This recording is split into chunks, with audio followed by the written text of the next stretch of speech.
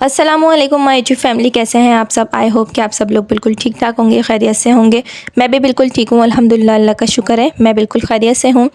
आप सब लोग बताइए, रमज़ान कैसे गुजर रहे हैं। रमज़ान की जो तैयारियां हैं, रमज़ान की जो इबादत हैं, वो सब कैसी जा रही हैं घर में। आप लोग सब कैसे हैं, खैरियत से हैं। आज का जो व्लॉग है ना, वो मैंने बनाया है डेली रूटीन का। और आज है 11वें रोज़े का दिन। 11वें रोज़े का दिन है आज, और तकरीबन 11वां रोज़ा जो है वो कंप्लीट हो चुका है और अब लग चुका है 12वां रोज़ा। मगर ये जो व्लॉग मैं बना रही हूँ ना 11वें रोज़े का, ये आप लोग देखेंगे 12वें रोज़े के दिन। अच्छा, एक दिन मैं पहले ही व्लॉग बनाती हूँ ना, जब इसको अपलोड करती हूँ तो नेक्स्ट डे करती हूँ, तो इस तरह से व्लॉग जो है वो मेरा अपलोड हो जाता है।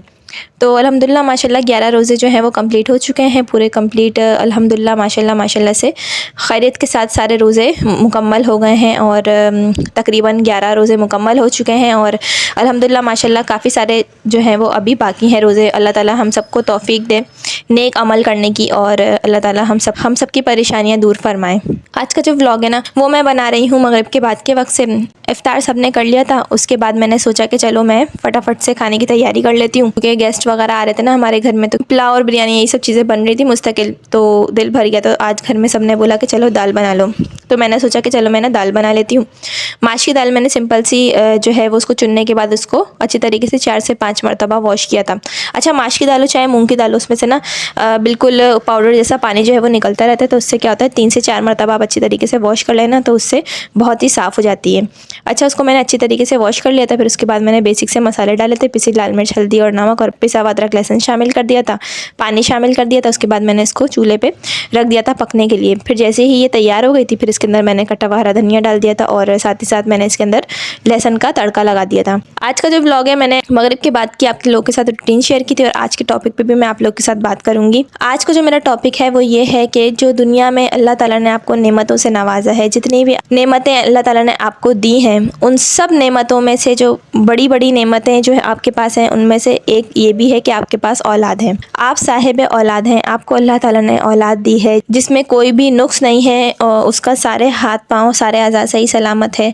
आपके बच्चे आपके सामने खेलते हैं, कूदते हैं, आपसे बात करते हैं, पढ़ते हैं, लिखते हैं। तो आपकी औलाद आपके सामने बढ़ रही है, और आपकी औलाद आपके सामने हंसी खुशी ज़िंदगी गुजार रही है, और आप लोगों के साथ बहुत ही हंसी खुशी आप लोग सब एक साथ रह रहे हैं। और ये सब नेमतों में से एक है, क्योंकि अल्लाह ताला ने जो नेमतें हमें नवाजी हैं ना, हम लोग उनका बिल्कुल भी उनके बारे में सोचते ही नहीं है। हमें इस चीज़ का ख्याल बिल्कुल भी नहीं आता कि अल्लाह ताला ने हमें कितनी कितनी बड़ी बड़ी नेमतों से नवाजा है।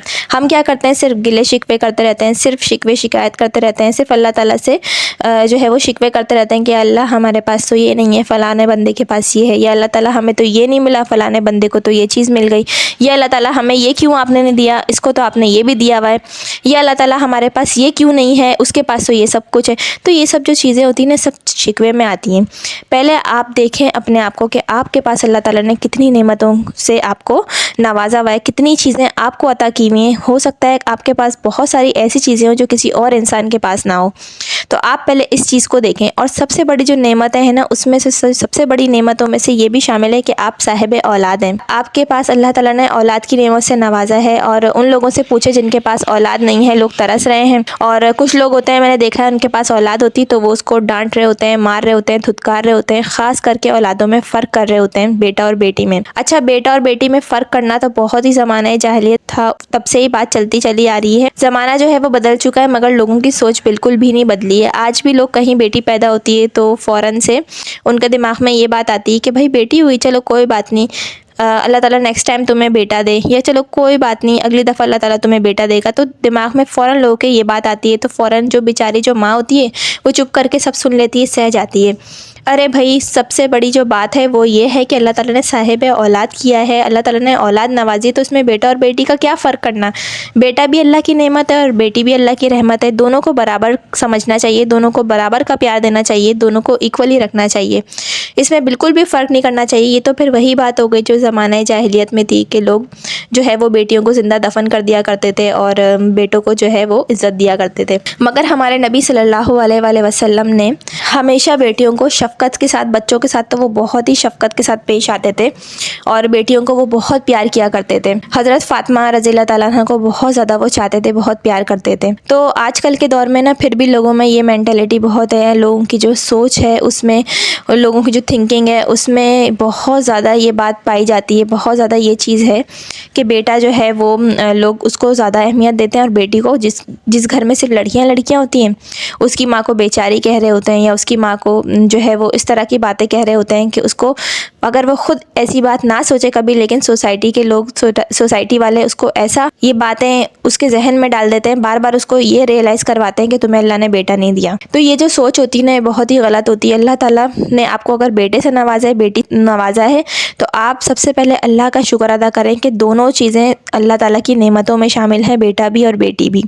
दोनों को आपको बराबर का रखना है, दोनों को आपको बराबर का प्यार देना है, दोनों को आपको बराबर का तवज्जो और मोहब्बत देनी है। इससे क्या होगा, बच्चों में बिल्कुल भी लड़ाई झगड़े नहीं होंगे, आपस में प्यार मोहब्बत होगा। वरना लोग क्या करते हैं, अच्छा अक्सर घरों में मैंने देखा है कि बेटों में भी फ़र्क कर रहे होते हैं। जहाँ 2 बेटे होते हैं, एक को ज़्यादा प्यार कर रहे होते हैं, एक को बिल्कुल पूछते नहीं हैं। और कुछ घरों में मैंने देखा है कि ऐसा होता है, 2 बेटियाँ होती हैं तो, या 4-5 बेटियाँ होती हैं तो क्या करते हैं, किसी एक बेटी को बहुत ज़्यादा चाहा जाता है तो बाकी सारी बहनें क्या करती हैं, उससे जलना शुरू कर देती हैं। ये बहुत ही फितरी अमल है कि अगर किसी एक इंसान को हद से ज़्यादा तवज्जो और मोहब्बत दी जाए तो दूसरे इंसान को ये महसूस होने लगता है। तो बिल्कुल इसी तरह से ये बात भी है कि जब एक बेटी को बहुत ज़्यादा प्यार किया जाता है या किसी एक बेटे का बहुत ज़्यादा प्यार किया जाता है, तो जो बाकी बच्चे होते हैं ना, वो कॉम्प्लेक्स का शिकार हो जाते हैं। उनको बहुत ज़्यादा ये बात रियलाइज़ होने लगती है कि भाई अम्मी अब्बू तो हमें बिल्कुल भी नहीं पूछते, हमें प्यार नहीं करते। तो ये बात ना वालिदैन को सोचनी चाहिए अपने बच्चों के बारे में कि अपने बच्चों में बिल्कुल भी फ़र्क ना करें, बिल्कुल भी फ़र्क ना करें। अच्छा, इस टॉपिक के बारे में ना मैंने काफ़ी सारी जो है वो पहले भी मैं वीडियोस बना चुकी हूँ, उसका लिंक जो है वो मैं डिस्क्रिप्शन में डाल दूँगी, आप लोग उनको भी वॉच कर लीजिएगा। अच्छा, औलाद ना अल्लाह ताला की बहुत बहुत बड़ी नेमतों में शामिल है। आपके पास अगर औलाद है, सही सलामत औलाद है और आप उसके साथ हँसते हैं, खेलते हैं, वो आपके साथ-साथ अल्लाह ताला आप सबकी औलादों को खैरियत के साथ जो है वो अल्लाह ताला आप लोगों को आपकी औलादों की खुशियाँ दिखाए। तो जो ये औलाद की जो नेमत है ना, ये बहुत बड़ी नेमत है, लेकिन इंसान को इस चीज़ का बिल्कुल भी अंदाज़ा नहीं होता। मैंने अक्सर लोग देखे हैं जो कि औलाद के लिए तरस रहे होते हैं, बेचारों के पास बच्चे नहीं होते हैं और वो लोग बहुत तरस रहे होते हैं, उनको अल्लाह ताला ने ये नेमत नहीं दी होती, और इसके बरक्स जिन लोगों को अल्लाह ताला ने ये नेमत दी होती है, उनको इस चीज़ की कदर ही नहीं होती है। तो ये सब चीज़ें जो है ना इंसान की सोच में होती हैं। हमें अपने आप को बदलना होगा, अपने आप को देखना होगा कि हमें अल्लाह ताला ने किन किन चीज़ों से नवाजा है, किन किन चीज़ों से अल्लाह ताला ने हमें अता की हुई हैं। आज का व्लॉग बस मैंने इतना ही बनाया था। होप आपको मेरा आज का टॉपिक पसंद आया होगा, व्लॉग पसंद आया होगा। व्लॉग पसंद आया हो तो ज़रूर लाइक कर दीजिएगा, चैनल पर नए हैं तो ज़रूर सब्सक्राइब कर दीजिएगा। मिलती हूँ मैं आपसे नेक्स्ट व्लॉग में, जब तक के लिए अल्लाह हाफ़िज़।